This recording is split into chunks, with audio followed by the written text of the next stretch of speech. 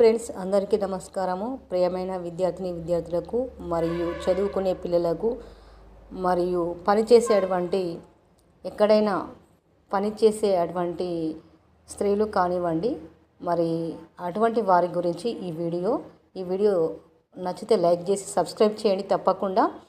మరియు ఆడపిల్లల గురించి వీడియో చేయడం జరుగుతుంది కాబట్టి తప్పకుండా ఆడపిల్లల భద్రతపై తగు జాగ్రత్తలు అనేది మరి వీడియోలో చెప్పడం జరుగుతుంది కాబట్టి తప్పకుండా ఒక నలుగురికి షేర్ చేసుకోండి. ఇంటా బయట చదువుకునే ఆడపిల్లలకు భద్రతపై తగు జాగ్రత్తలు. పిల్లల భద్రతపై భారతదేశ చట్టాలు అయితే రావడం జరిగింది. అసలు పిల్లలంటే ఎవరు? పిల్లలంటే 18 సంవత్సరాల లోపు వయసు ఉన్నవారు పిల్లలు. పోక్సో చట్టము 2012లో రావడం జరిగింది. పోక్సో చట్టము 2012లో రావడం జరిగింది. దేనివల్ల ఎందుకు వచ్చిందంటే పిల్లలపై లైంగిక వేధింపులు దుర్వినియోగం చేస్తే అలాంటి వారికి 5 సంవత్సరాల నుంచి జీవిత ఖైదు వరకు శిక్ష మరియు ఫైన్ కూడా ఉంటుంది. అంటే ఒక 3,000 4,000 వరకు ఫైన్ అనేది కూడా ఉంటుంది. 5 సంవత్సరాల నుంచి జీవిత ఖైదు మరియు శిక్ష ఉంటుంది, ఫైన్ కూడా ఉంటుంది. స్కూల్, బస్సు, హాస్టల్, ఇంటి దగ్గర ఎక్కడైనా వర్తిస్తుంది.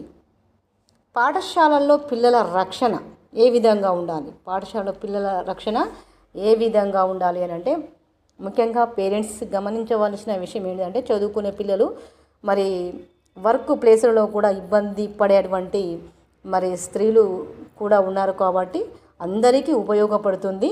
ముఖ్యంగా పాఠశాలలో పిల్లల రక్షణ ఏ విధంగా అంటే టీచర్ నుండి కావచ్చు, స్టాఫ్, డ్రైవర్, అటెండర్ ఎవరైనా కానీ పిల్లలతో అసభ్యంగా ప్రవర్తిస్తే వారు ఏం చేయాలంటే వెంటనే పోలీస్ కేసు నమోదు చేయడం జరుగుతుంది. స్కూల్ యాజమాన్యానికి బాధ్యత ఉంటుంది. ఎందుకంటే వాళ్ళకు కూడా ఇలాంటి వారిపైన ఈ స్కూల్ యాజమాన్యం ఏం చేయాలి? బాధ్యత తీసుకోవాలి. వెంటనే పోలీస్ కేసు అనేది నమోదు చేయించాలి. యాజమాన్యం అనేది బాధ్యత తీసుకోవాలి. ఇక్కడ ఫిర్యాదు చేయవలసిన నెంబర్లు కూడా ఉన్నవి. మరి ముఖ్యమైన నెంబరు 24 గంటల్లో పనిచేసేటువంటి నెంబర్లు 1098 చైల్డ్ హెల్ప్ లైన్ 24 గంటలు పనిచేస్తుంది.